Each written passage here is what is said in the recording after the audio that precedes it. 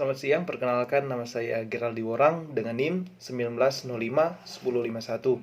Pada kesempatan kali ini, saya akan menjawab beberapa pertanyaan untuk memenuhi tugas akhir dari mata kuliah Hukum Lingkungan. Baiklah, kita masuk dalam pertanyaan yang pertama, yakni apakah makna filosofi implementasi konstitusi bumi, air, dan kekayaan alam yang terkandung di dalamnya telah tercapai di Indonesia pada saat ini? Adakah jaminan bahwa kekayaan alam akan mendatangkan manfaat bagi generasi saat ini dan mendatangkan apabila kekayaan alam ini tidak mengalami kerusakan akibat eksploitasi yang tidak terencana dan melanggar Undang-Undang PPLH? Jawaban saya, Pasal 33 ayat 3 menyatakan bahwa bumi, air, dan kekayaan alam yang terkandung di dalamnya dikuasai oleh negara dan dipergunakan untuk sebesar-besarnya kemakmuran rakyat. Menurut saya, filosofi implementasi bumi, air, dan kekayaan alam yang terkandung di dalamnya belum sepenuhnya tercapai. Wilayah Indonesia yang sangat luas dan beragam potensinya menyebabkan ada masyarakat yang sungguh-sungguh merasakan kekayaan alam Indonesia dan ada pula yang belum bisa merasakannya. Sebenarnya, setiap manusia diberikan kesempatan yang sama untuk menikmati kekayaan alam ini. Tetapi, adanya kerusakan sumber daya alam menyebabkan masih ada orang yang belum bisa untuk menikmatinya. Sumber daya alam yang merusak tentunya sangat merugikan generasi masa kini maupun masa mendatang. Nah, berbicara tentang jaminan, menurut saya belum ada jaminannya jika sumber daya alam ini akan tetap mendatangkan manfaat atau tidak meskipun tidak ada eksploitasi yang tidak terencana.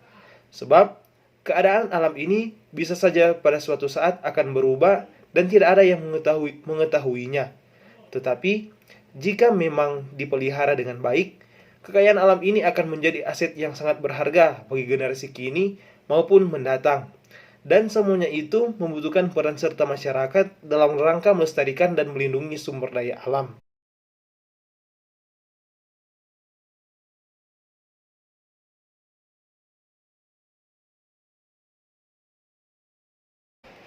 Selanjutnya, pertanyaan nomor 2. Apakah instrumen hukum nasional, baik konstitusi maupun Undang-Undang Republik Indonesia Nomor 32 Tahun 2009 tentang PPLH, telah menjadi jaminan bahwa aspek penegakan hukum lingkungan berlangsung baik di Indonesia? Jika sudah, apakah indikatornya? Jika belum, apakah faktor penghambatnya? Jawaban saya, menurut saya, baik konstitusi maupun Undang-Undang Republik Indonesia Nomor 32 Tahun 2009 belum bisa menjadi jaminan bahwa penegakan hukum di Indonesia sudah berjalan dengan baik. Sebab, berdasarkan fakta di lapangan, banyak kasus pengerusakan alam maupun sumber daya alam yang terjadi. Meskipun sudah ada peraturan yang secara jelas mengenai sanksinya, baik melingkupi hukum administrasi negara, hukum perdata, dan hukum pidana. Budaya dan kebiasaan masyarakat Indonesia yang berbeda menyebabkan cara pandang yang berbeda terhadap peraturan ini. Meskipun pemerintah telah mengeluarkan peraturan-peraturan mengenai penegakan hukum lingkungan yang telah direncanakan dengan baik. Selain itu, adanya juga kelalaian dalam hal sosialisasi menyebabkan masyarakat acuh tak acuh untuk memanfaatkan kekayaan alam dengan cara yang salah. Untuk itu, diperlukan pemberian penerangan dan penyuluhan hukum secara luas kepada masyarakat Indonesia. Jadi, dapat saya simpulkan ada beberapa hal yang menyebabkan baik konstitusi maupun Undang-Undang Republik Nomor 32 Tahun 2009 belum bisa menjadi jaminan bahwa penegakan hukum di Indonesia sudah berjalan dengan baik, yakni yang pertama, masyarakat Indonesia yang beragam budayanya. Yang kedua, kurangnya perhatian pemerintah dalam hal sosialisasi. Yang ketiga, tuntutan ekonomi masyarakat. Dan yang terakhir, kurangnya rasa memiliki dari masyarakat atau sense of belonging terhadap alam.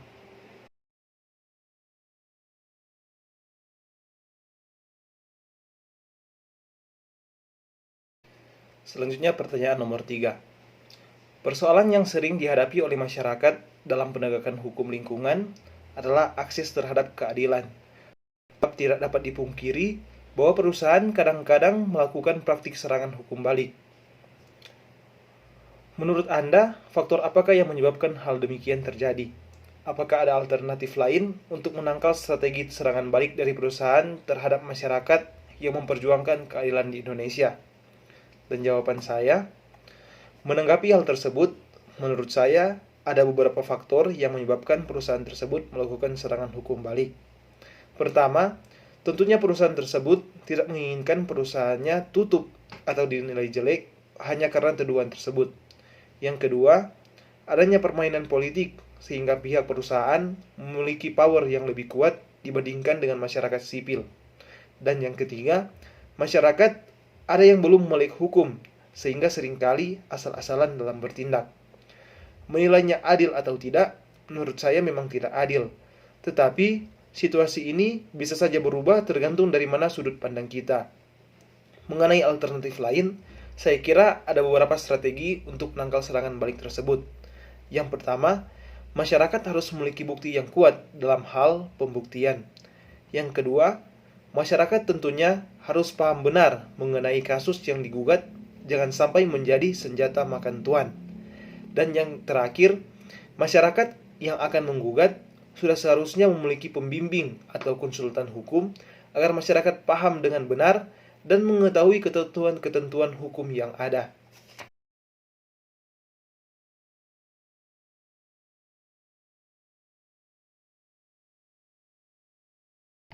Pertanyaan nomor 4. Menurut Anda, apakah yang perlu dilakukan oleh pihak perusahaan jika AMDAL-nya yang bertentangan dengan rencana tata ruang wilayah?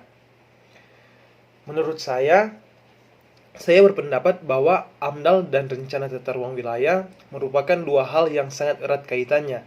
Sebab hasil AMDAL merupakan bahan kajian dalam penyusunan tata ruang wilayah, di mana kegiatan yang diwajibkan membuat AMDAL harus melihat apakah kegiatan tersebut sudah sesuai dengan tata ruang dan wilayah atau tidak. Sesuai dengan PP nomor 27 tahun 2012 tentang izin lingkungan hidup, ditegaskan bahwa pemberian izin lingkungan akan diberikan jika kegiatan yang akan dilakukan sudah sesuai dengan tata ruang. Jika tidak sesuai, kegiatan tersebut harus ditolak. Nah, berkaitan dengan perusahaan yang AMDAL-nya bertentangan dengan rencana tata ruang wilayah, menurut saya harus ditolak dokumen AMDAL-nya. Perlu diketahui bahwa AMDAL disusun oleh suatu pemrakarsa pada tahap perencanaan suatu usaha atau kegiatan.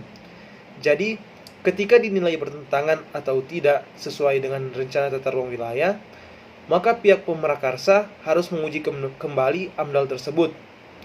AMDAL tersebut harus disesuaikan dengan rencana tata ruang wilayah, sehingga boleh mewujudkan pembangunan berkelanjutan yang bermanfaat bagi generasi kini dan mendatang.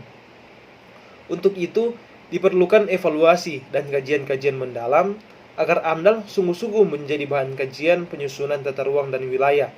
Sebab, kegiatan penataan ruang dimaksudkan untuk mengatur ruang dan membuat suatu tempat menjadi bernilai dan mempunyai ciri khas dengan memperhatikan kondisi fisik wilayahnya.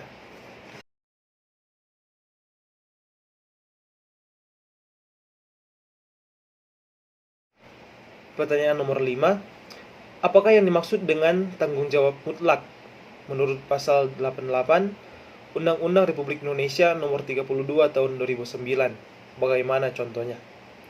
Nah, pasal 88 Undang-Undang nomor 32 tahun 2009 menyebutkan bahwa setiap orang yang tindakannya, usahanya, dan atau kegiatannya menggunakan B3, menghasilkan dan atau mengelola limbah B3, dan atau yang menimbulkan ancaman serius terhadap lingkungan hidup, bertanggung jawab mutlak atas kerugian yang terjadi tanpa perlu pembuktian unsur kesalahan.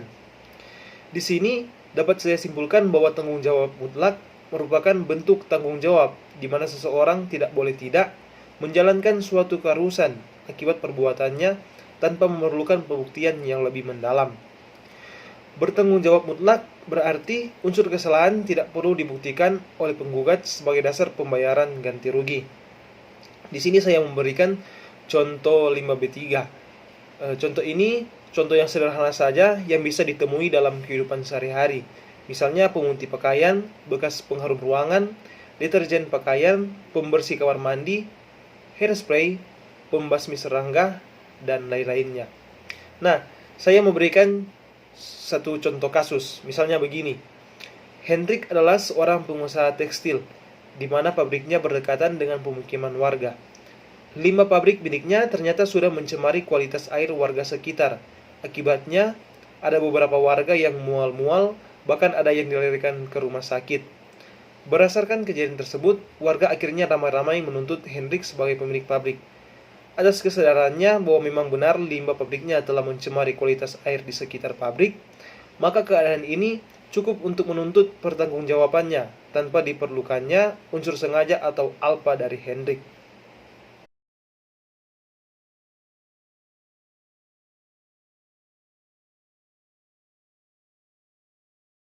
Nomor 6. Apakah yang dimaksud dengan prinsip pencegahan dini dalam hukum lingkungan? Dan apakah acuan yang dipakai untuk mengaplikasikan prinsip pencegahan dini? Nah, prinsip pencegahan dini dapat dimengerti bahwa apabila ada ancaman yang berat atau adanya ancaman yang serius bagi keberlangsungan lingkungan hidup yang diikuti dengan tidak adanya pembuktian yang pasti, maka hal tersebut tidak dapat dijadikan alasan untuk menunda upaya dan rencana untuk mencegah terjadinya kerusakan lingkungan. Beberapa acuan yang dapat diterapkan untuk mengaplikasikan prinsip pencegahan dini. Yang pertama, ancaman kerusakan lingkungan yang serius dan bersifat tidak dapat dipulihkan. Misalnya, ada kegiatan yang menyebabkan lingkungan rusak, tetapi kerusakan lingkungan tersebut sudah tergolong sangat parah dan membahayakan masyarakat, sehingga menyebabkan lingkungan sulit untuk dipulihkan atau dikembalikan dalam keadaannya yang semula. Yang kedua, bersifat ketidakpastian ilmiah. Dan yang ketiga, mencakup hingga biaya-biaya yang bersifat efektif. Sekianlah jawaban-jawaban dari saya. Untuk itu, saya ucapkan terima kasih.